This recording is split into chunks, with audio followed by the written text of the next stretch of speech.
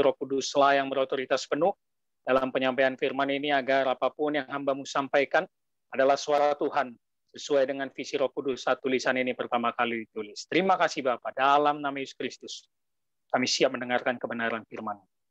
Amin. Shalom Bapak Ibu Saudara, apakah suara saya kedengaran?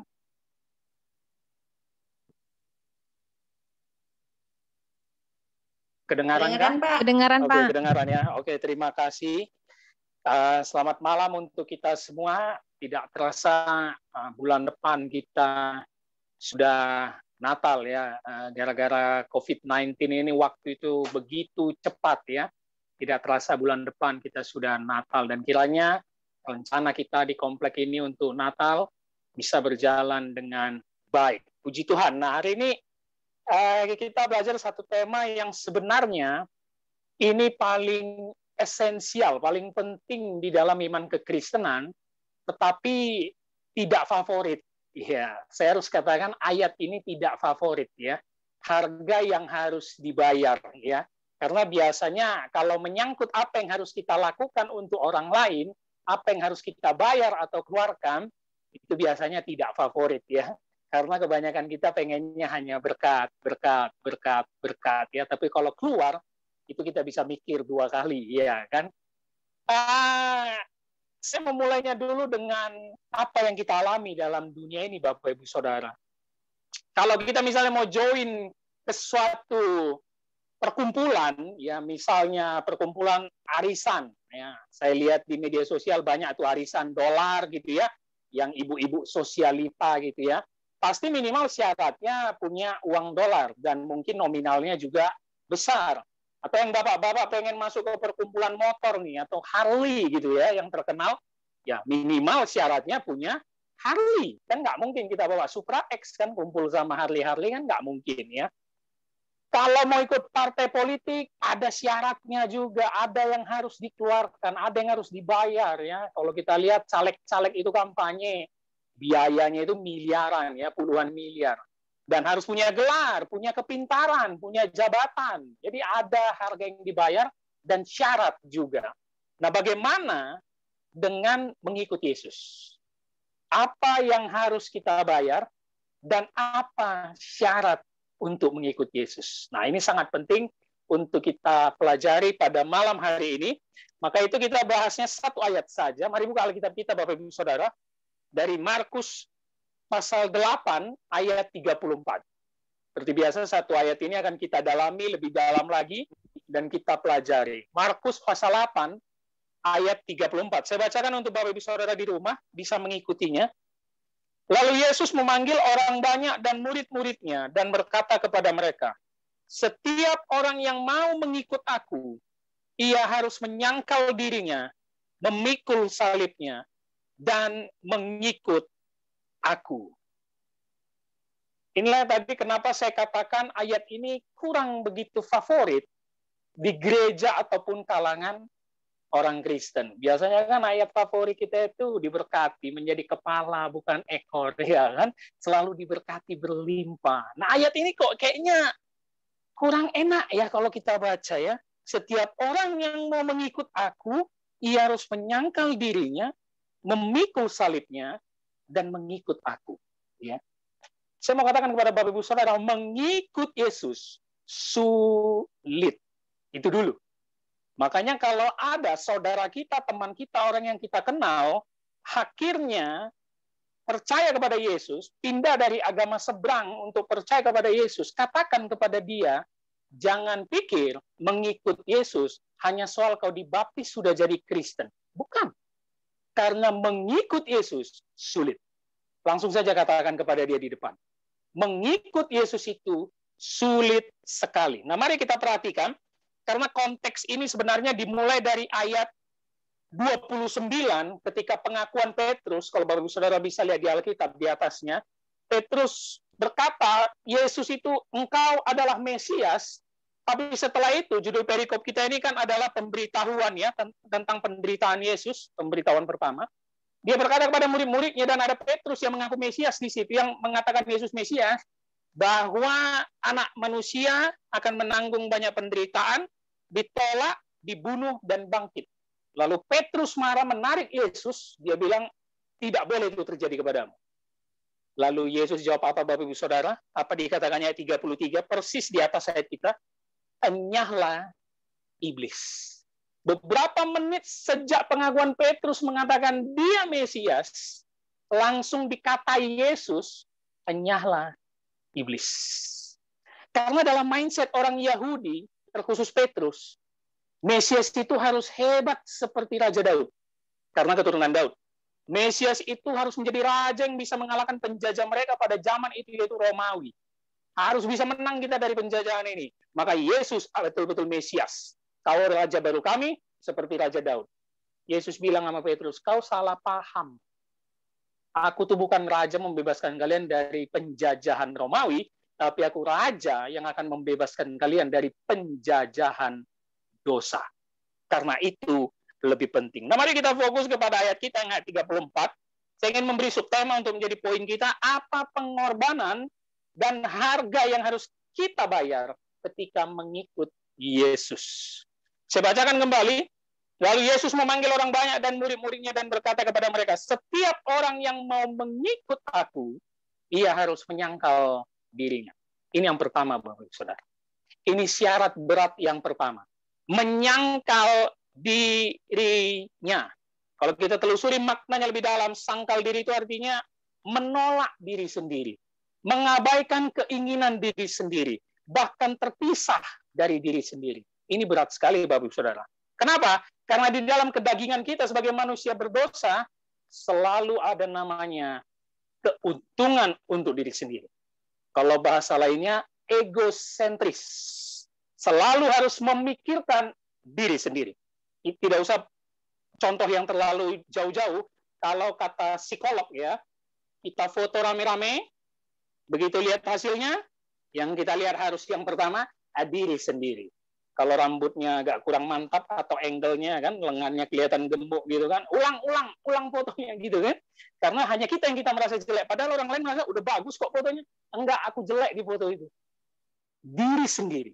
Nah, kata Yesus, karena Yesus tahu problem terbesar kita adalah egosentris, maka dia bilang, sangkal diri. Harus Yesuslah yang bertahta dalam diri kita, bukan lagi kemauan kita. Dengan kata lain, harus apa kata Tuhan, bukan apa kataku. Nah, itu dia.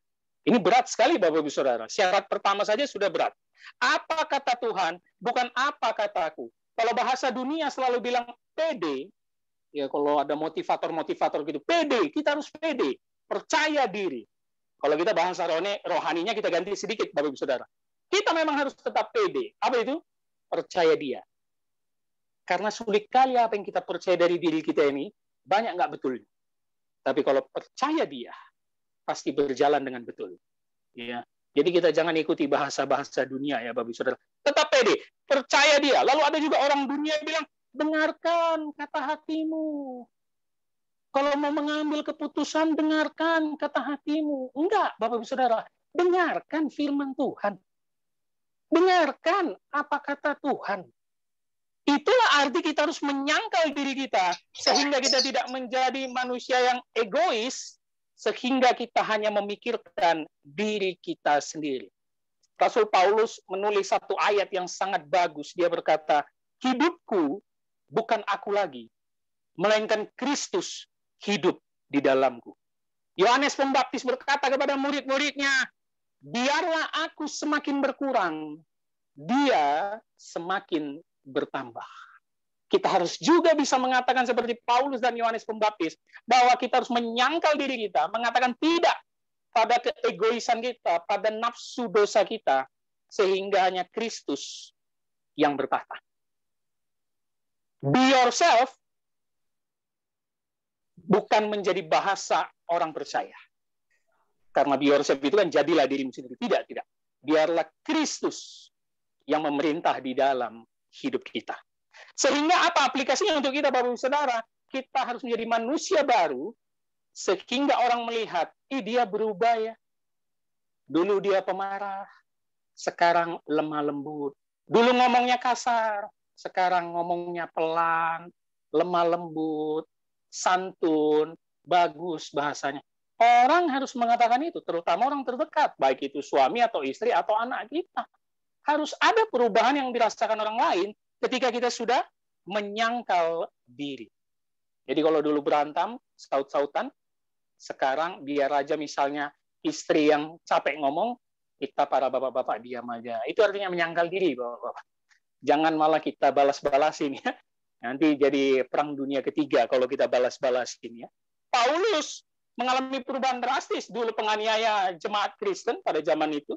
Setelah bertemu Yesus, jelas perubahannya menjadi lemah lembut dan penuh dengan kasih. Itu poin pertama. Menyangkal diri, mengatakan tidak pada diri sendiri. Harus Kristus yang bertahta. Sehingga poin pertamanya menyangkal dirinya diganti dengan kalimat meninggalkan keakuan. Nah, itu dia kalimat menyangkal dirinya. Kita sederhanakan, Bapak Saudara. Menyangkal diri adalah meninggalkan keakuan. Bukan aku lagi yang paling penting, tapi Kristus yang harus lebih penting dan dimuliakan. Kita lanjut kalimatnya. Setiap orang yang mau mengikut aku, ia harus menyangkal dirinya, memikul salib. Syarat kedua, memikul salibnya. Yang pertama saja sudah berat, apalagi memikul salibnya. Tapi coba kita kritisi, kita cermati kalimat ini. Kenapa Yesus katakan memikul salib? Apakah Yesus sudah mau disalib, apa sudah tersalib di dalam ayat ini? Jelas belum. Kenapa dia singgung soal salib, Bapak Ibu Saudara? Karena kita tahu salib dalam konteks zaman itu adalah hukuman mati untuk penjahat kelas kakap. Ya. Hukuman mati, hukuman yang paling berat, bahkan perjanjian lama mengatakan terkutuklah orang yang tergantung di salib. Sehingga Yesus mau katakan kepada murid-muridnya, kalian mau ikut aku? Sangkal diri. Kedua, siap-siap menderita, bahkan mengorbankan nyawa. Dan kita tahu, setelah Yesus mati di salib, Bapak Ibu Saudara, murid-murid pun hampir semuanya mati martir. Ya, matinya nggak beres gitu ya, matinya nggak enak gitu ya. Kecuali Rasul Yohanes katanya yang mati tua. Semuanya mati nggak enak. Dan ini yang menjadi poin kedua kita. Yang pertama, meninggalkan keakuan, sangkal diri. Yang kedua, siap menderita pikul salib. Karena salib adalah lambang penderitaan, salib adalah lambang kematian pada zaman dulu. Itu menjadi hukuman yang sangat berat. Itu dipakai orang Romawi, diadopsi dari orang Persia, hukuman salib itu. Dan itu untuk penjahat kelas kakap. Tapi perhatian kembali kalimatnya, Bapak Saudara. Memikul salibnya. Itu penting tuh. Ada yang perlu kita garis bawahi. Apa yang perlu kita garis bawahi? Nya. Yesus nggak bilang memikul salibku. Enggak. Karena kita nggak mungkin bisa pikul salib Yesus. Nggak bisa. Dan dia sudah selesai memikul salibnya. Mati di Bukit Golgota. Memikul salibnya. Yang artinya apa? Salib setiap kita, Bapak Saudara, beda-beda. Penderitaan kita di dalam dunia ini beda-beda. Masalah kita di dalam dunia ini beda-beda. Itulah salib kita. Jadi hati-hati ya kalau ngomong sama teman atau saudara bilang, "Allah, kau gitu aja langsung stres. Kau gitu aja langsung putus asa." Hati-hati Bapak Saudara. Salib dia beda dengan salib kita. Walaupun kita sudah melewati yang mungkin dia rasa itu susah, kita nggak bisa bilang. Karena Yesus memberikan kemampuan sesuai dengan salib kita masing-masing. Berapa banyak orang Kristen dari jemaat mula-mula, dari zaman orang Rasul Petrus, Paulus, Yohanes, sudah memikul salibnya dengan luar biasa, Bapak Saudara. Jemaat mula-mula itu dianiaya, ditangkap, gereja juga mula-mula ditangkap, dianiaya, mengalami pikul salib. Saya mau katakan, inilah makanan orang percaya. Inilah makanan kita. Penderitaan. Ya, penderitaan ya tentu secara rohani dan juga kehidupan kita, karena menyangkut kepercayaan kita, yaitu percaya kepada Kristus. Berapa banyak gereja yang ditutup? Berapa banyak gereja yang dibakar? Kalau dulu juga berapa banyak gereja yang dibom? Pikul salib kita, Bapak Saudara. Memang itu sudah menjadi makanan kita sehari-hari, karena Kristus sudah mengatakan itu. Dan Kristus selesai memikul salibnya. Makanya kalau dikatakan kita pengikut dia, kita harus setia memikul salib kita. Saya baca satu buku, judulnya Radikal, baik sekali ada misionaris pergi ke pedalaman Cina untuk melihat orang percaya yang bertumbuh di situ, tapi mereka gerejanya itu di bawah tanah, Bapak Saudara. Karena kalau ketahuan ada yang bawa Alkitab atau percaya kepada Yesus, itu langsung ditangkap, bahkan bisa dibunuh. Dia pergi ke sana, ikut ibadah ke dalam pedalaman-pedalaman itu, bahkan di ruang bawah tanah, yang tidak udara itu pun hampir susah masuk. Itu mereka satu lembar Alkitab itu dibagi-bagi doang. Karena nggak ada Alkitab di sana. Jadi misalnya Injil Markus satu lembar kertas, setelah dibaca bagi, oper ke kanan, oper ke kiri. Betapa sulitnya mereka, tapi mereka setia. Mereka tetap setia. Kalau kita kebanyakan Alkitab ya, Baus. Di rumah banyak kali Alkitab. Ada 4 atau 5 orang Indonesia ini kan sebenarnya udah enak kali Alkitabnya udah kebanyakan di rumah ya. Tapi satu pun mungkin belum selesai dibaca dari Kejadian sampai Wahyu.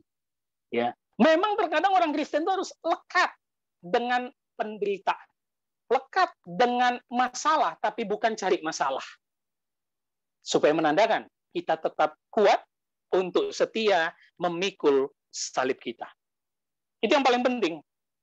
Penginjil Billy Graham mengatakan, kita ini hanya traveling di dunia ini. Karena rumah kita sebenarnya itu di surga. Yang artinya apa? Buat apa kita senang-senang di dunia ini?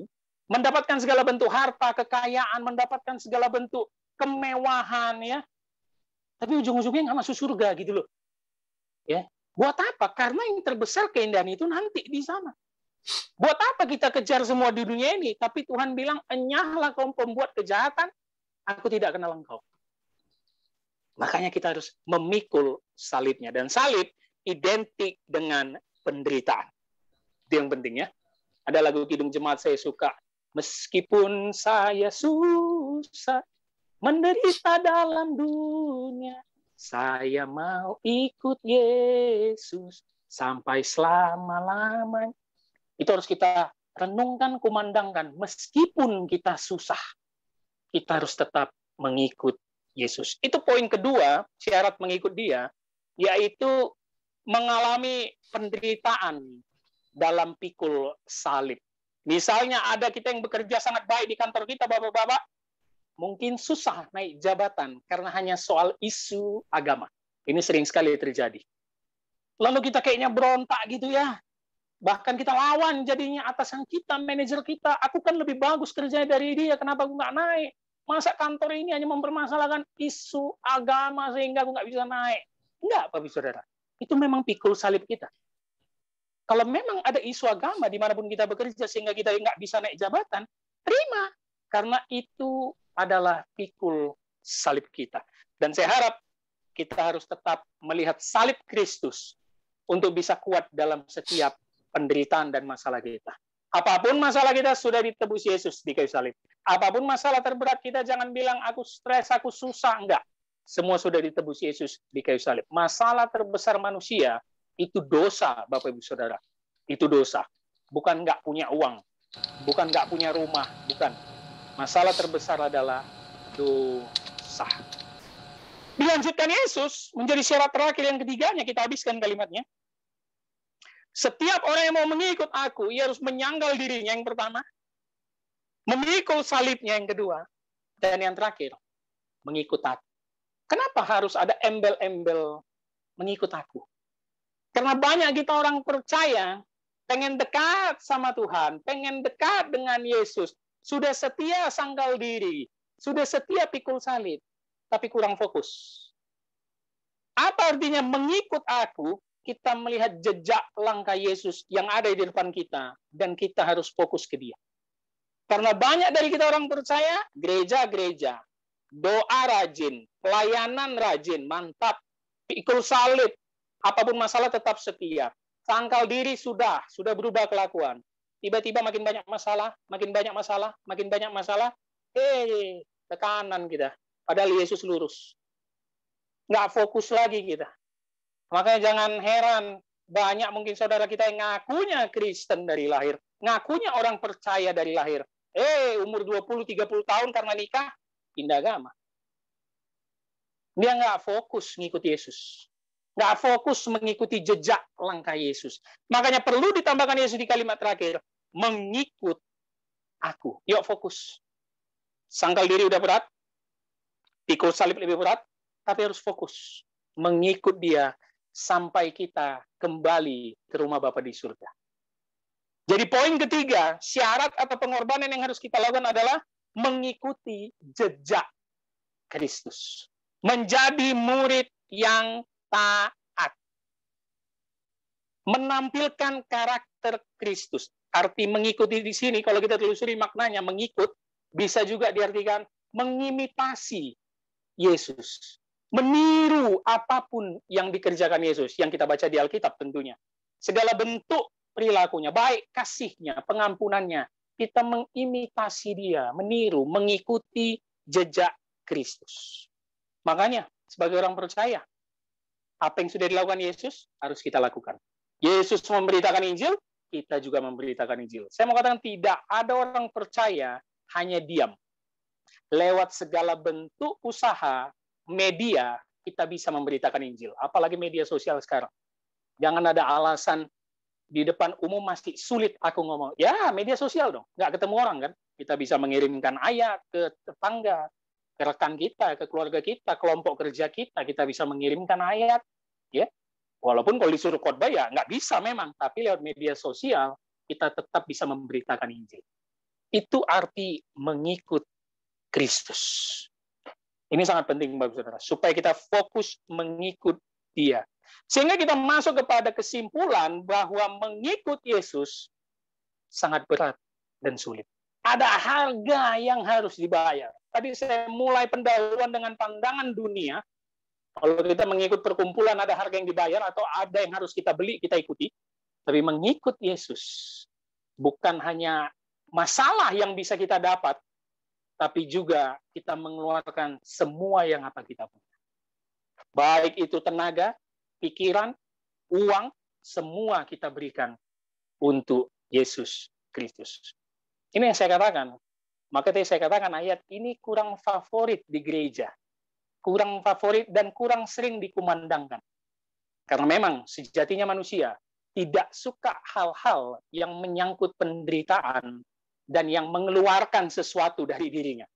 Itulah yang kita selalu terkena dengan kalimat egosentris. Tapi saya yakin dan percaya, firman ini ditabur pada malam hari ini, orang-orang di sini harus bisa terus mengitasi Kristus. Jadi pengorbanan yang harus kita bayar yang pertama, meninggalkan keakuan. Ya. Jangan lagi apa kata aku. Ya. Ada saya sering lihat kalau konseling orang-orang khususnya anak muda, aku itu emang udah kayak gini Pak Pendeta. Gitu loh. Pasti Bapak Saudara juga sering dengar kalimat itu. Aku tuh orangnya emang kayak gini nih Pak Pendeta. Udah nggak bisa diubah nih, dari kecil aku nih kayak gini nih orangnya. Saya mau katakan tidak. Ya. Harus apa kata firman, apa kata Kristus. Menyangkal diri, meninggalkan keakuan. Yang kedua, memikul salib. Salib identik dengan penderitaan. Berarti artinya apa? Syarat dan pengorbanan untuk mengikuti Yesus. Kita siap memasuki penderitaan di dunia ini. Nggak apa-apalah menderita. Menderita ini bukan harus hidup miskin, Bapak Saudara. Bukan ya. Mengikut Kristus itu bukan hidup miskin. Bukan. Menderita dalam berbagai hal. Baik itu di pekerjaan, di keluarga, keuangan. Bisa kita dalam hal banyak menderita. Tapi kita siap untuk itu. Itulah namanya memikul salib. Dan yang ketiga, kita mengimitasi jejak langkah Yesus. Kalau dia sudah selesai di kayu salib berkata sudah selesai, maka sampai akhir hayat hidup kita, kita juga harus melihat jejak langkahnya, fokus ke depan. Jangan ikuti nyeleweng ke kanan, apa kata dunia, nyeleweng ke kiri, apa kata dunia. Enggak, fokus ke depan. Sampai juga akhir hayat hidup kita, nafas terakhir kita dengan bergembira berkata kepada Yesus, tugasku sudah selesai. Itulah yang harus kita renungkan, syarat dan pengorbanan mengikuti Yesus. Doa saya menyertai Bapak Saudara, supaya kita masing-masing tetap diberi kekuatan, apapun masalah kita sekarang, baik itu rumah tangga, suami istri, keluarga, pekerjaan, keuangan, Tuhan memberikan kita kekuatan sehingga kita menjadi murid Kristus yang setia. Amin. Mari kita berdoa. Bapak, kami mengucap syukur pada malam hari ini kami masih bisa merenungkan kebenaran firman-Mu. Biarlah Roh Kudus memateraikannya dalam hati dan pikiran kami, Sehingga bukan saja kami sebagai pendengar firman, tapi kami bisa melakukannya dalam kehidupan sehari-hari. Berkati setiap umat-Mu di dalam Perhimpunan Umat Nasrani The River ini, agar kami tetap setia menjadi murid Kristus, yang bisa sangkal diri, pikul salib, dan fokus mengikut